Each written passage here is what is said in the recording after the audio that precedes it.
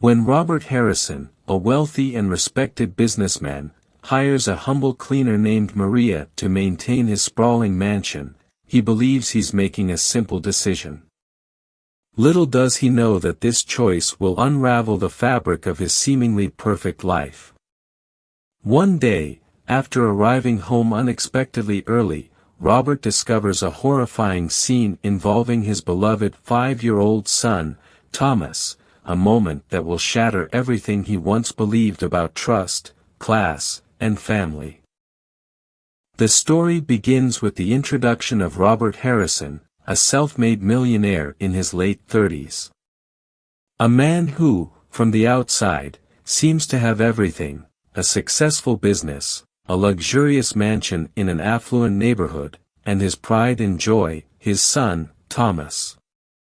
His life, however, has not been without tragedy. His wife, Rebecca, passed away 3 years prior in a car accident, leaving Robert to raise Thomas alone. Grief-stricken, Robert threw himself into his work, building his empire, but he struggled to balance his professional life with being an attentive father.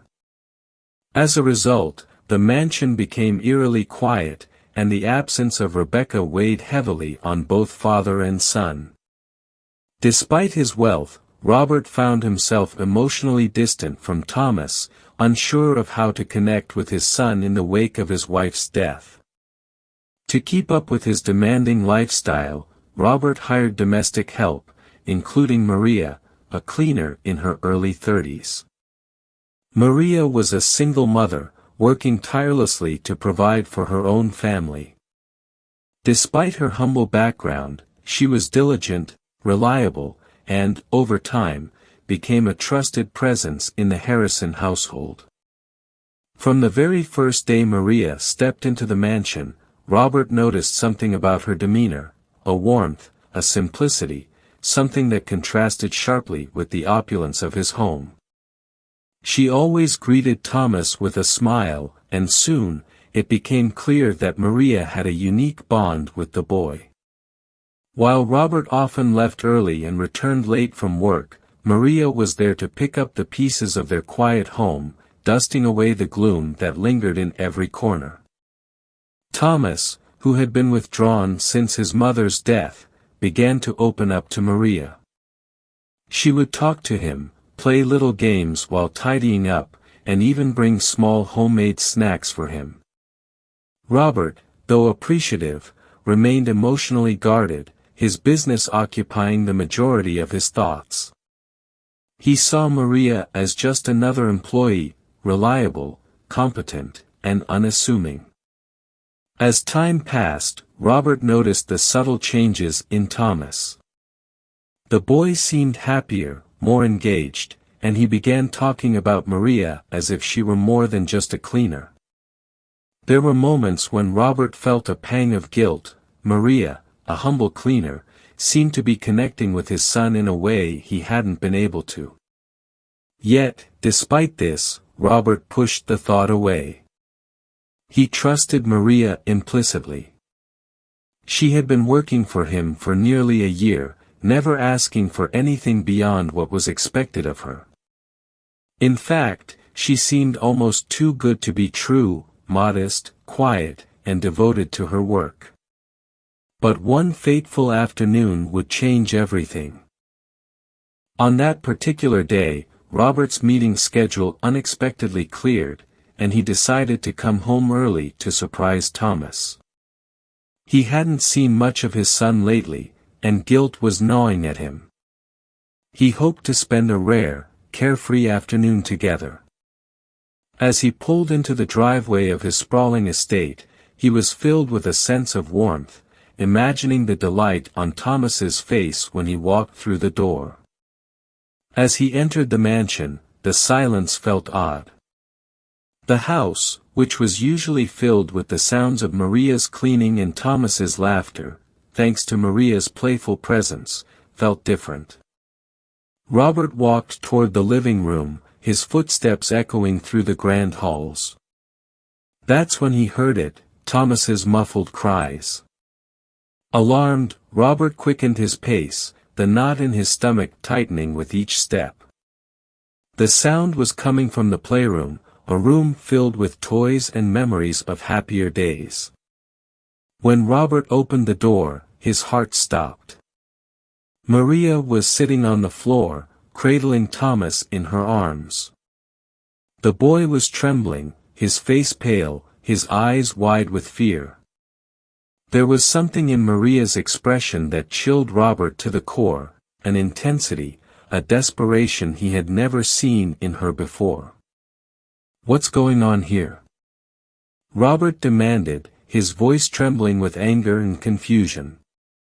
Maria looked up at him, her face a mask of sorrow. "I can explain," she whispered, but her voice was weak, faltering. Robert's eyes darted to Thomas, who remained silent, clutching a small, broken toy in his hands. The room felt suffocating, the air thick with tension. Something was terribly wrong, but Robert couldn't piece it together. Why was Thomas so scared? What had Maria done? As Robert knelt beside his son, he noticed a small bruise forming on Thomas's wrist, barely visible beneath the fabric of his shirt. His heart pounded in his chest as a wave of suspicion washed over him.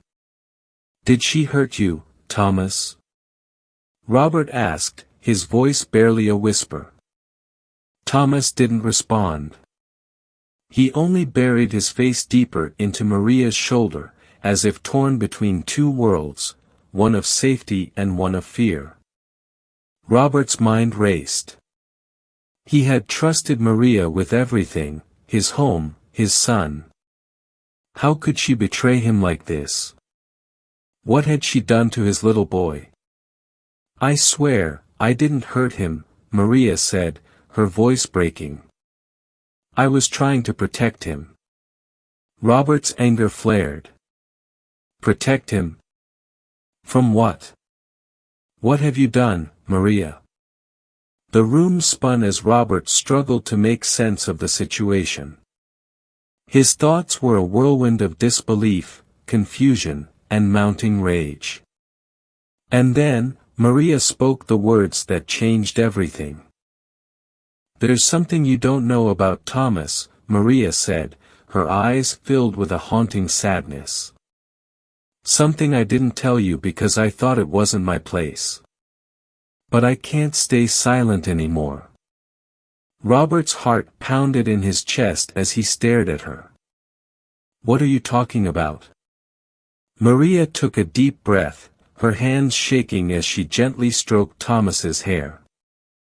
"For the past few months, Thomas has been telling me things about the house. He says he sees someone, a man, watching him. At first, I thought it was just his imagination, but then I started seeing things too. Shadows, movements, things I couldn't explain." Robert's mind reeled. "This is absurd.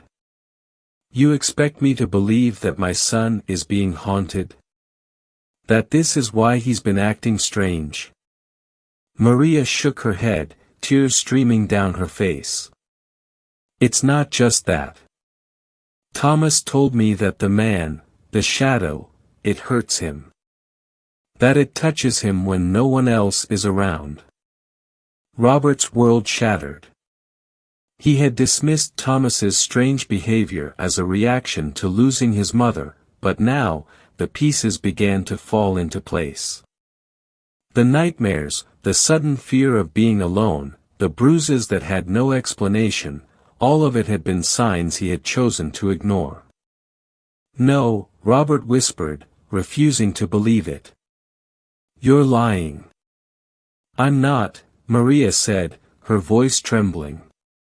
"I tried to help him, to protect him from whatever this is. But today, it was worse. The shadow came for him again, and I couldn't stop it. That's why he's so scared." Robert's mind raced, torn between disbelief and the undeniable terror in his son's eyes. How could this be happening? How could something so horrific invade the sanctuary of his home? Desperate for answers, Robert grabbed Thomas and held him close. "Thomas, look at me. Is this true? Are you seeing something?" For the first time, Thomas spoke, his voice a whisper filled with fear. "Daddy, the man is always watching me. He doesn't like me." Robert's world came crashing down. He had been blind to his son's suffering, too wrapped up in his own grief and work to see the signs. But now, faced with the truth, he knew he had to act. With a newfound resolve, Robert decided to investigate the history of the house. What he discovered was chilling. A previous owner had died under mysterious circumstances in the very room Thomas now slept in.